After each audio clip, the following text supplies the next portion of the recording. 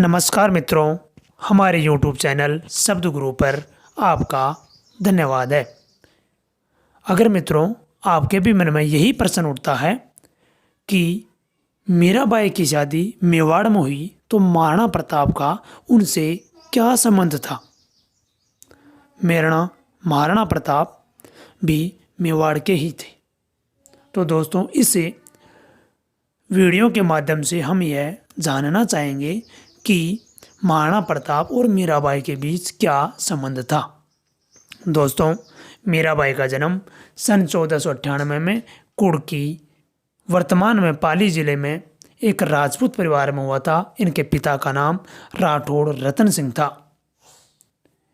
इनकी माता का 3 वर्ष की उम्र में देहांत हो गया और जब यह लगभग 10 वर्ष की थी तो इनके पिता राठौड़ रतन सिंह की भी मृत्यु हो गई।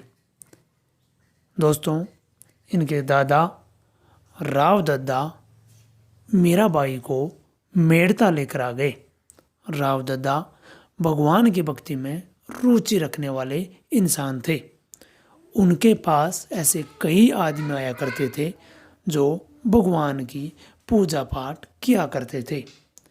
इन्हीं के प्रभाव के कारण मीराबाई बचपन से ही आध्यात्मिक व्यक्तित्व बनी व संगीत में भी इनकी बहुत रुचि थी।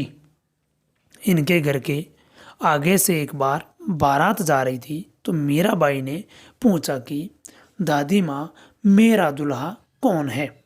दादी माँ ने इनको छोटी बच्ची समझकर मजाक मजाक में यूं ही समझाने के लिए बोला कि तुम्हारा दूल्हा तो वह जो सामने श्री कृष्ण की मूर्ति है वही तुम्हारा दूल्हा है। मीराबाई ने तभी से भगवान श्री कृष्ण को सब कुछ मान लिया और उसकी अर्धांगिनी बनने का अपने मन में पूरी तरीके से विचार प्रकट कर लिया।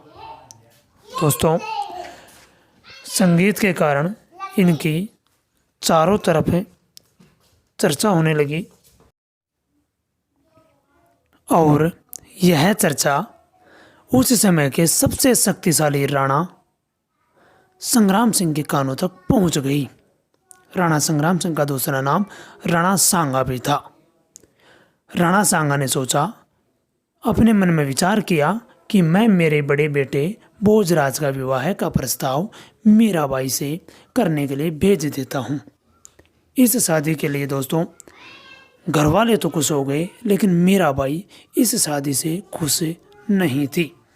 मीराबाई की ज़बरदस्ती शादी भोजराज के साथ की गई। जब भोजराज को ये पता हुआ कि मीराबाई कृष्ण भगवान की भक्ति करती है तो उसने मीराबाई के लिए अपने ही महल में एक गिरधर गोपाल का मंदिर भी बनवाया। मीराबाई शादी के समय अपनी जो कृष्ण की मूर्ति थी उनको अपने साथ लेकर ससुराल चले गई।